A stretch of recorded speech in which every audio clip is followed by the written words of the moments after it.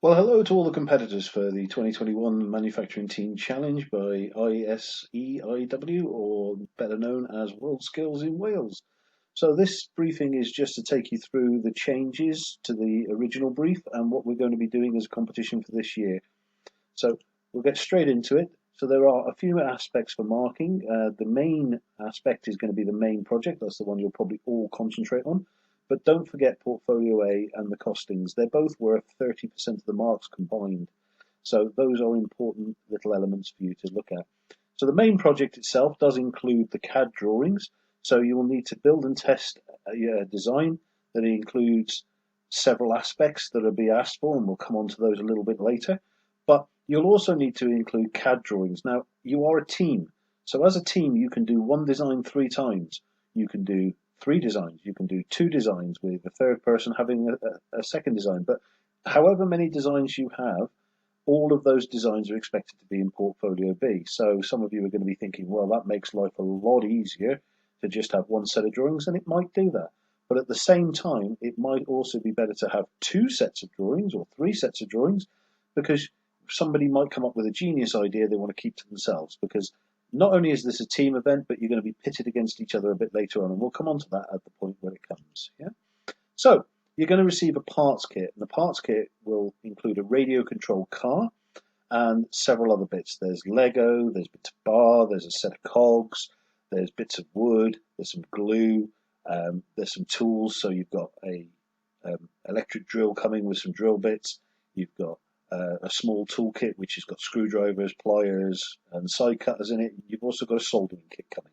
So there's going to be a few bits for you to actually use. Some are tools, and you can use any other tools that you've got at home or college or wherever it is that you're doing it, work perhaps, or you can just use the tools that are supplied. But there's going to be marks on how much you do or don't use.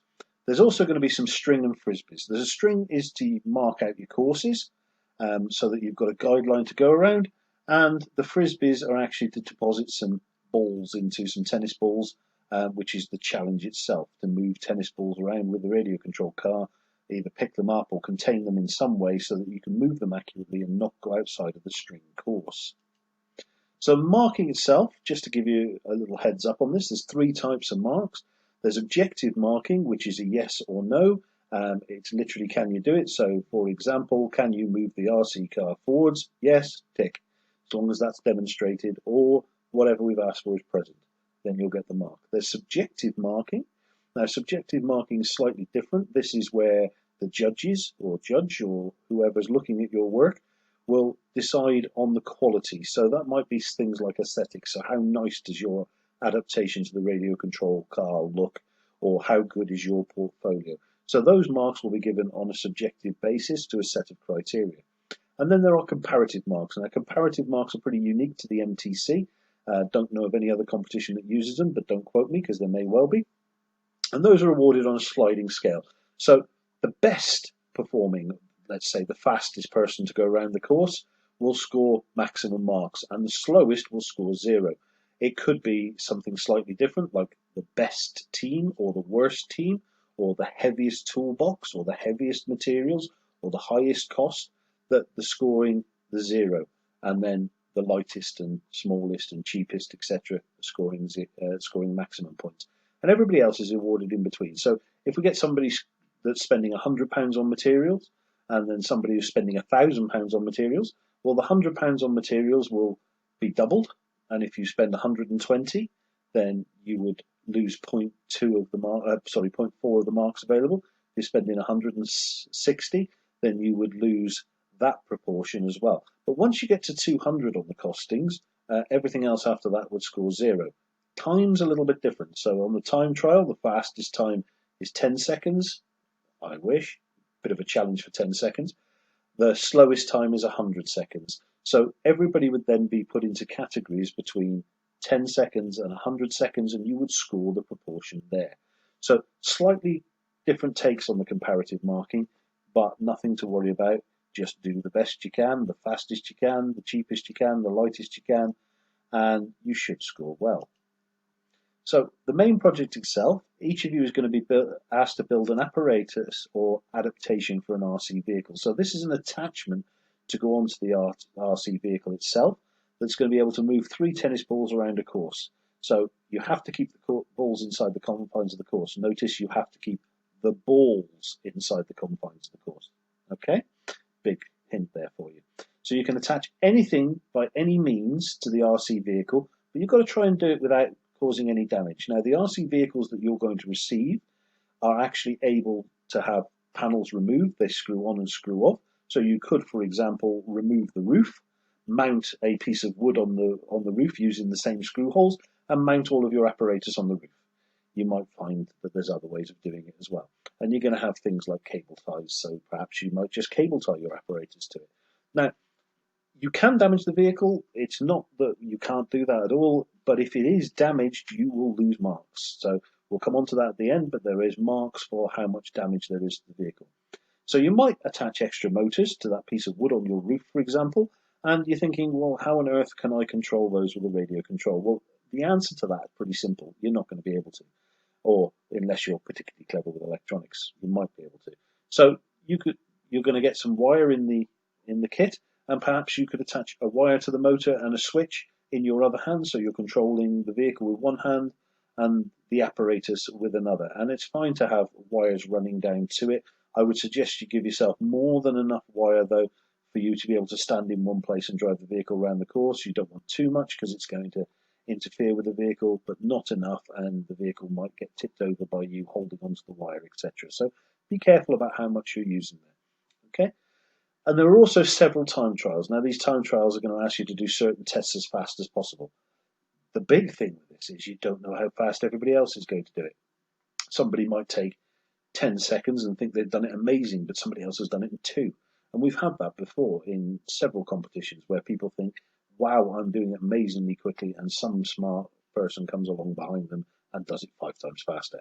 It's part of the competition, and that goes at every level from the Wales regionals that we're doing now, national competition, or even international competition. You do not know what everybody else is doing. It's part of the fun and the excitement, really. Okay, so let's get on to the tests and what you're actually going to be marked on. And some of these marks are going to be per team member, and some of these marks are going to be per team. So just pay attention to who's getting what marks. That will help you. Okay, so the test we're going to have on this is toolbox weight. So I'm going to ask you to weigh all of the tools you use individually. There are 3 of you, so there should be 3 weights, and I'm going to ask you to put them onto a spreadsheet. Now, we'll look at the spreadsheet in a little bit, so don't worry about that. And basically, the lightest toolbox, or the team that uses least amount of tools, will gain 2 marks. Yeah? The heaviest toolbox will be awarded 0, and all other teams will gain a proportional mark in between. So that's part of that comparative marking we're talking about. So you must, as a team, include on the spreadsheet the weights of all tools used by each person. Okay. Then we're going to go for material weight, and it's exactly the same deal. Yeah. So each of you on that spreadsheet puts on the weight of the materials you're using. So somebody might be able to do it, I don't know, 10 grams. Yeah, because they've used a bendy straw and the milk bottle top. I don't know. I don't know how you're going to do it. That's up to you to work out. Okay, and then somebody else might have an all singing, all dancing mechanism that picks up all 3 balls, which gains them time in the time trial, but it weighs 2 kilograms. So we'd have a range there of 10 grams to 2 kilograms. Well, 2 kilograms is obviously getting the 0. Okay. Then I'm going to ask you each individually to create a video for me, and that will be uploaded to a Google Classroom, which again we'll come on to at the end. Right? So you have to demonstrate the system and controls that are being used to pick up, contain, or otherwise constrain the tennis ball. So what I'm expecting you to do is have a tennis ball on the floor, the vehicle somewhere near it. You can drive the vehicle up on the video if you want. It's up to you, or it can already be in place. And then activate and show me on the video the controls you are using and the vehicle, or the apparatus on the vehicle, moving to contain, lift up, constrain, whatever it is you're doing to hold that tennis ball so that you can control it around the course. So you have to upload that video to Google Classroom. So if you've got a video camera, great. If you've got a phone, brilliant. But all of you should have some means of creating a video. Okay? And if Auntie Ethel happens to be around for a cup of tea, you can always get her to hold the camera for you while you're doing it. If it doesn't come out the first time, that's okay. Do it a second, or do it a third, do it a fourth, do it a 27th. It doesn't matter until you get a video that shows me the controls being operated and the tennis ball being contained somehow. Demonstrate the speed of the tennis ball can be readied. So we've got a little course in Appendix A, yeah, which shows you a start line 5 feet, just 5 feet away from the tennis ball. So you place the tennis ball anywhere you want on the start line, on the end line rather. Place the vehicle anywhere you want on the start line, but it's got to be at least 5 feet away from each other. You drive the vehicle up, you operate your controls, and you pick up the vehicle. Now I don't need to see the controls being operated for that one. I saw it last time. Just need to see the vehicle, and I will time how long it takes with a stopwatch for everybody, so we've got the same calibration and same sort of level. So don't worry about timing it either. Now, the fastest individual time, that means each individual team member is pitted against everybody else, yeah, other teams and the people in their own team. The fastest individual time receives 2 marks, the slowest 0, and all the other times are going to be proportional in between. So if you're lucky, you might have the 3 fastest times for your team, but you might also have the fastest, the slowest, and one in the middle, which means you're only going to score an average score, okay? So just bear that in mind. You're competing as an individual in that test. And then you need to supply a video of a radio-controlled vehicle and adaptation collecting a tennis ball from a point. Again, this is Appendix A. This shows you the same course. The only difference is in Appendix A, it shows a frisbee on the start line. So you need to drive from the start line, pick up the tennis ball or contain it, drive it back and put it into the frisbee. However, you are not allowed to drive over the frisbee. Okay? That is a clear point, because if you drive over the frisbee, it's a null and void test. So the only way you can do it is by either turning the vehicle around or driving around it and going back in from the other side. So it's a bit of a test, not only of can you place the tennis ball with accuracy, but also can you turn it around and is it contained properly? And that's what we're looking for, really. Okay, so then we've got some safety. All mechanisms and surfaces must be free from being a trap, crushing, or cutting hazard, right? So I want you to send me in a detailed video, and there's a space on the Google Classroom again for this video, that shows all the surfaces of everything you've made, and all the moving parts are suitably guarded. So you get a mark if there's no problems spotted on that video, but 0.2 will be deducted from each problem found. Same goes for the electrical conductive parts. So on that particular video, I need you to show me everything that you've made electrically, and if there's any conductors showing, no. But you've got electrical tape coming as well, 2 rolls of it, so why on earth would you leave any conductive parts not guarded? But we'll lose 0.2 if I spot any. Okay, then we've got the course time trial itself. This is the fun bit, so I'm going to ask you to mark out a course that's shown in Appendix 2 of the brief, and it's basically, I think it's 5 foot square course. It's a square, and then it has a hook shape in the center. You start at one end with the 3 balls, and there are 3 frisbees aligned. So you have to take 1 ball, 2 balls, 3 balls, 27 balls, don't care, at a time around, but they cannot go outside of the lines of that course. The vehicle can, anything else can, you can, but not the tennis ball. That must be contained within it. And around you go, and 1 goes into each frisbee. And when you've dropped the 3rd one in, that's it. It's course time over. And again, I will time that, so I need a real-time video, so your Nan or Auntie Ethel again can hold the camera for you, and we'll see how you do it. I mean, some of you might even have a decent tripod and be able to do it that way. So the fastest team to complete the course, so I'm going to aggregate your 3 times. So the fastest team overall will receive 3 marks. The slowest team overall will get 0, and everybody else will be proportional in between. So that's another one of those comparative marks. The ball deposit, now this is going to be tested during your actual time trial. Every time you put a ball in a frisbee, and each ball has to go in a different frisbee. If there's 2 in the same, you don't get the marks for either. So 1 ball in 1 frisbee, and you get half a mark. Simple as that. The RC vehicle reinstatement. So I'm going to ask you for some photographs, and the brief actually asks you for 6 detailed photographs, both sides, front, back, top and bottom, as detailed and as clear as you can get. And again, you upload these to the Google Classroom, and I will judge if you've damaged the vehicle in any way. So if you take a panel off, or if you stick something down, that's fine. Take it back off, reinstate the vehicle, put it back to its original condition. and do the 6 photographs. Absolutely brilliant. If there's no damage evident at all, 2.5 marks are awarded.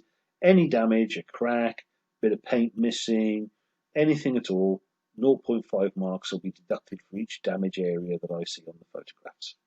Nice and simple. So, Portfolio V. There's no secret to this. You need to produce 2D and 3D drawings. They should be of sufficient quality that the item could be built by somebody else by just using the drawing. They must contain all the information, things like tolerances, general tolerance, surface finish, all that kind of stuff. And in order to make them to ISO or BSI standards. And ISO and BSI standards are pretty much the same thing. Some subtle differences, but not that you notice. So there's a video guide on this link on YouTube, or you can simply put in Manufacturing Team Challenge Portfolio B in the link in the search box rather on YouTube, and it will bring up the video for you to have a look at. It's got MTC Live on a purple background showing on the front of it, and it's about an hour long, but it's an hour well worth your time. It'll show you some hints and tips and some speed. It is more aimed at the national because it's telling you how to do your drawings quickly as well as how to do them to the standard. But, and this is a crucial but, you can take as much time as you like. Yours only have to be done to the standard. You do not have to do the drawings during competition time. If you go forward from this to the national, which I hope you will do, then you have to take into account that the drawings must be done during competition time, and that's why that bit's there to help you.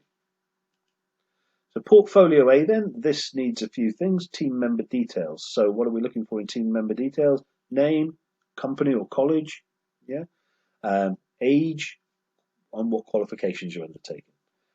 The build time taken for the work. So estimate how long, or rather measure how long each individual team member takes to make the product, add all that up and give me a team work time. Design calculations. So you've probably done some simple calculations like what gear ratios do I need if I put gears on a motor, or how much weight can this piece of wood take, or this piece of metal take, or whatever it is that you need to do. So any calculations and any quick sketches that you do, and you have to do quick sketches before you sit down to do CAD in most cases. So you're going to be doing quick sketches of ideas and different things like that. It doesn't matter if it's the idea you've built or not, you can include it. That's great. The size and type of power supply used, well, have a look in the radio control vehicle, it tells you. So you've got a battery pack for the vehicle itself and you've got a handset. You need to note down what size and type those are. But you've also been supplied with battery cases and a couple of AA batteries. So you could be using those battery cases to actually power things like any extra motors or switches or whatever else it is that you've put on. And you need to note those as well. And just tell me what it's for. So it should be RC vehicle, whatever the battery is, RC handset, whatever the battery is, my adaptation, whatever the battery size is that you've used. And you might use 1.5 volts, 3 volts, 6 volts, whatever it is. Yeah. You need to include a spreadsheet list of materials and components used with catalogue prices. Now, there's a little bit of a difference because we've supplied you a kit of parts. You will notice in the brief that there is a list of the parts we have supplied you, and there are weights or sizes applied to those and a cost per that weight or size. So you need to fill that in on the spreadsheet for each team member's build. Anything else you use, well, you can use recycled products. So, you know, plastic bottle, empty tin can, whatever it is you can find around the house, margarine tub. You can use those. That's great. Not a problem at all. If they're recycled packaging, they cost us zero.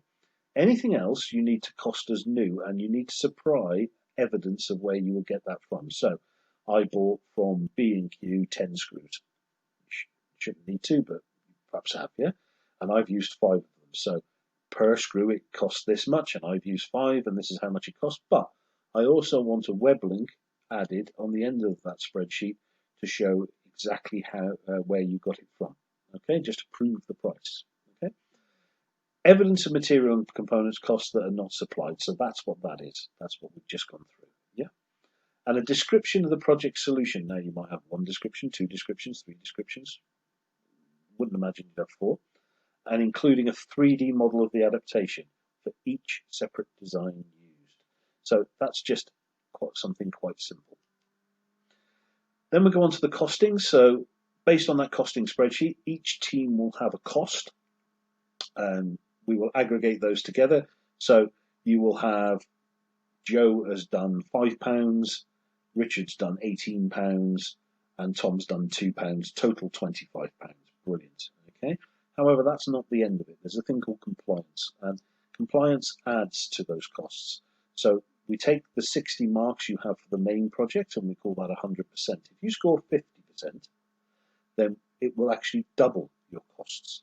So your cost would no longer be £25, but it would be £50. And if you have a look in the brief, there's a few examples for that that will show you through how that works, okay, and the formula that we use. And that's to stop somebody unscrupulously going, hey, this is worth 10 marks. If we don't do anything, our material cost is nothing. Well, if your material cost is nothing, it's still multiplied infinitely. So you would not be able to actually do that, okay?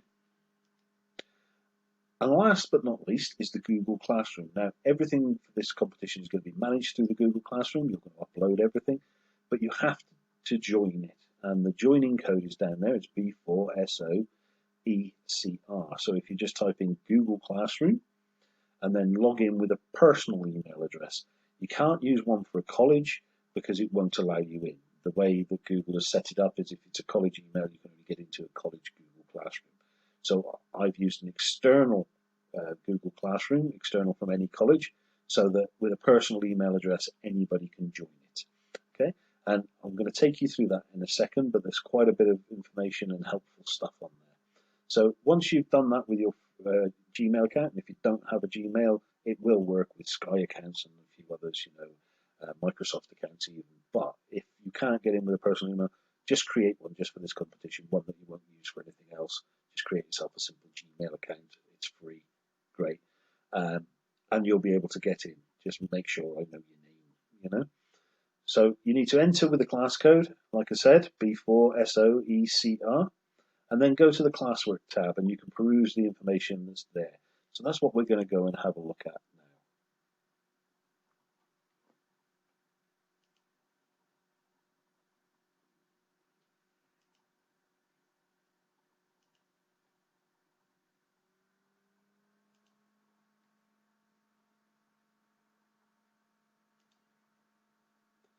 So when you arrive at the classroom, it'll say ISEiW Welsh MTC Competition 2021, and you'll see my name against a few little posts here and there. That's great, no problem.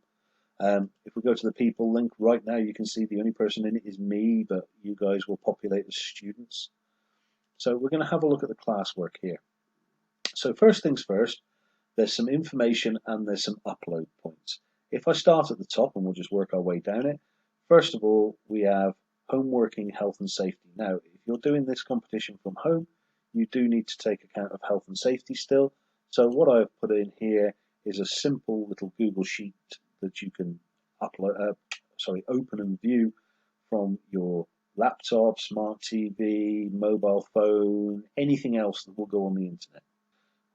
Okay, and when it opens, you can have a look down. It tells you what it's for. It's got my email at the top there. But things like use of hand tools, there's a danger of cuts, minor injuries. So here is the control measure that you need to put in place. So you need to make sure you're only using tools that you are skilled with and trained with. When we come down here, lead solder is banned from use. So I've sent you lead-free solder. So hopefully that won't make too much difference. And you can have a look down through that section. Okay. Following on down a little bit, I'm just going to have to pop back.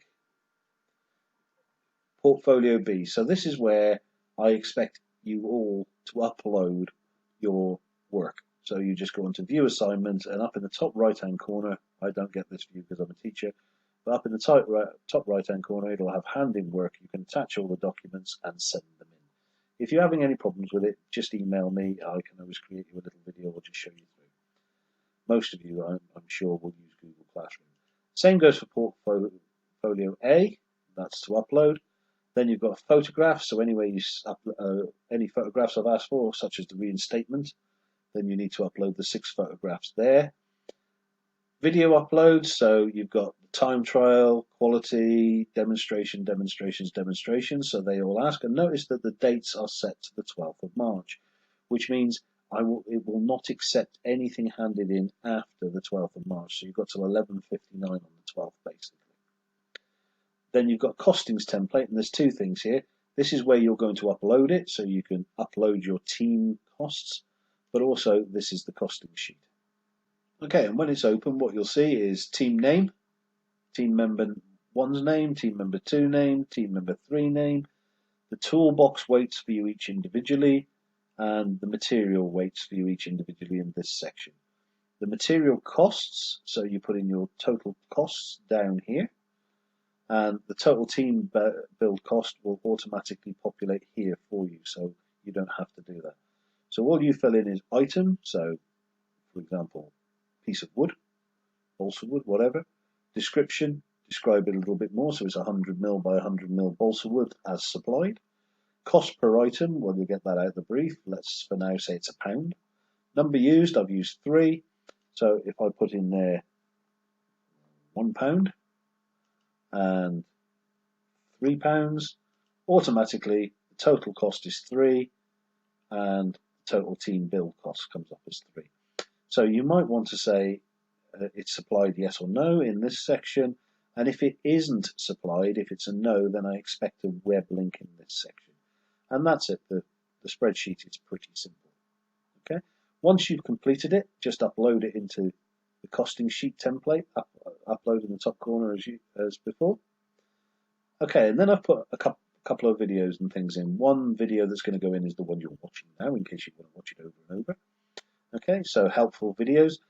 This one here is actually the video link to the drawing video that I told you about before, the one that guides you through doing Portfolio B. Then into helpful documents, I've put the national guidebook. Now this is for the national competition, and there are more elements in the national competition because it's a 3-day event than there is in the 1-day event you're doing. So anything you're not doing, please ignore. Otherwise, give it a good read through.